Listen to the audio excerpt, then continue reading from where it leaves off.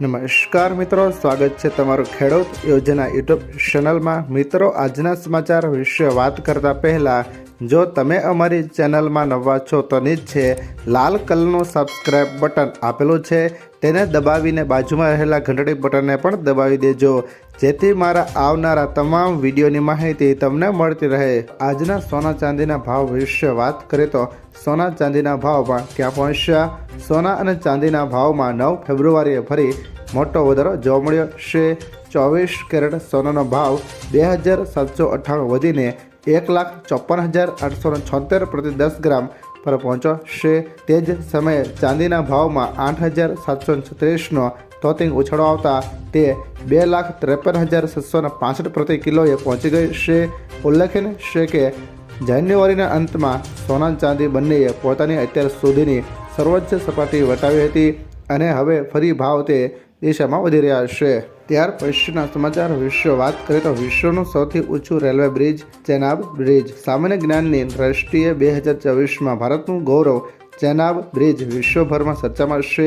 જમ્મુ કાશ્મીરમાં આવેલો આ રેલવે બ્રિજ પેરિસના એફિલ ટાવર કરતાં પણ 35 મીટર ઊંચો છે।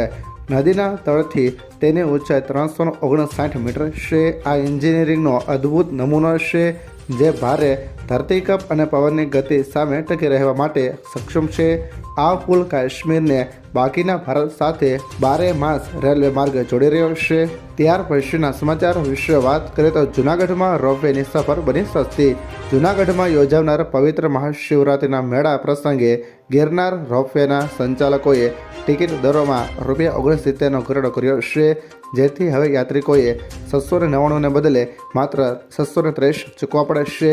આ રાહત દર 11 ફેબ્રુઆરીથી 15 ફેબ્રુઆરી સુધી એટલે કે 5 દિવસ માટે લાગુ રહેશે।